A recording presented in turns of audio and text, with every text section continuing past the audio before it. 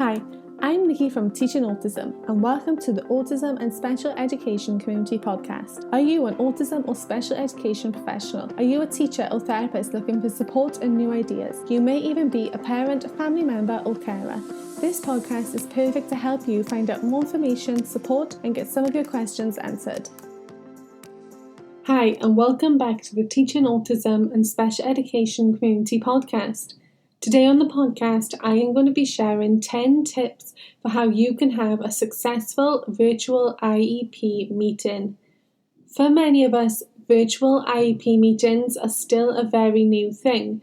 And just like when we were first starting out and attending our first ever in-person IEP meetings, these can quickly become an anxious time for many of us. So today for this podcast episode, I have put together my 10 best tips for how you can have a successful virtual IEP meeting and make it as good and positive an experience as possible. Number 1, give plenty of notice to your students' families and any other attendees for the IEP meeting to make sure that the date and time fits them. Remember, things may need to be slightly more flexible, what with everything going on right now in the world. Many of us will have had our home lives turned upside down as well as our careers. So planning in advance and finding a date and time that suits everyone is going to ensure that you are able to have as many in attendance as possible, and hopefully this means everyone. Number 2. Provide a beginner's guide for how the meeting will work. Just like this is new for you, this is also going to be new for the families and possibly any other professionals and attendees you have. So it's really helpful to put together a quick cheat sheet for how the meeting will work. Whether it's a guide for setting up the platform like Zoom or having it installed on the computer ready, if it's going to be done over a phone call, providing this information in advance is going to make things much easier and less stressful than everyone trying to figure it out 10 minutes before the meeting is due to start. Number 3, 48 to 72 hours before the IEP meeting is due to start, email all attendees to make sure they can still attend and if they have any questions about the virtual meeting. Remind them if they need to create an account or if there's a specific link that they need to click to access the virtual meeting and to let you know if they have any questions. This way you can get all those kinks sorted out before the meeting starts, and this is generally going to lower everyone's stress and nerves. Number 4. The day before, send home a schedule for the IEP meeting. Set guidelines for meeting etiquette. If someone has a question, how are they going to ask it? Are you going to mute everyone and unmute them when they need to talk to avoid interruptions? Are you expecting cameras to be turned on or not? Do you have a designated time for questions? A hand signal for someone to have their say? All these things are very helpful to have beforehand. It's also handy to go over these just when you're starting the meeting as well, so that everyone is on the same page.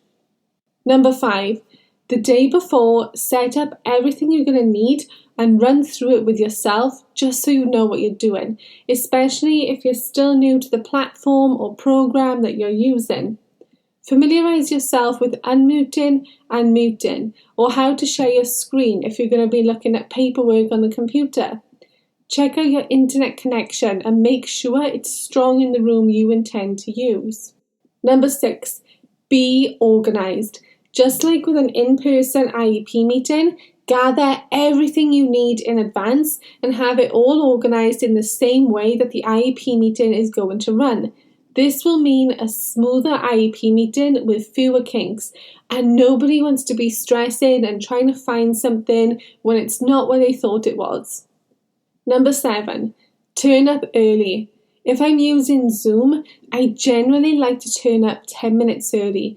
This way I can be there on hand if anyone has any problems trying to connect or log in or access the link. I can let them in early if needs be.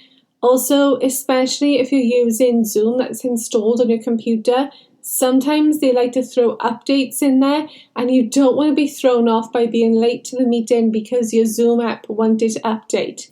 Being early will mean you're more prepared and you're more relaxed going into the meeting. Number 8. Also, be sure to check the charge on the device you are using.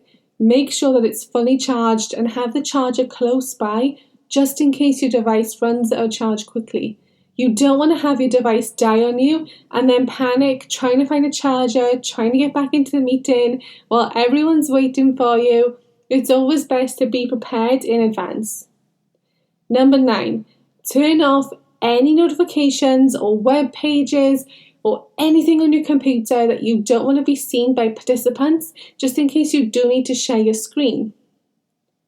And number 10, just like with an in-person IEP meeting, start with introductions. Use cameras as appropriate. Remember to allow time for others to ask their questions and to give feedback.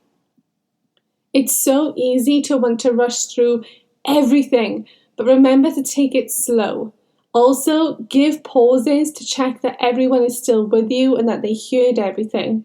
Sometimes the internet can play up and you want to give people the opportunity to let you know if maybe they misheard something or if something got cut off. And although I said I was only going to give 10 tips, I'm actually going to give my biggest tip as a bonus number 11, and that is to have a backup plan. Just in case things go wrong. After all, this is technology that we are relying on. Have a backup plan prepared in advance and send this out to all participants in advance too. You can also mention this backup plan at the start of the meeting, just so that everyone knows what to do or what's going to happen if for some reason something happens, maybe you lose connection or things don't go as planned. I hope you found this podcast episode with tips for running or attending a virtual IEP meeting helpful. Don't forget to head on over to the show notes for more helpful tips and information to help with IEPs and/or distance learning. You can also share your own tips there in the comment section for others to see too. Thank you for listening, and I'll speak to you again soon.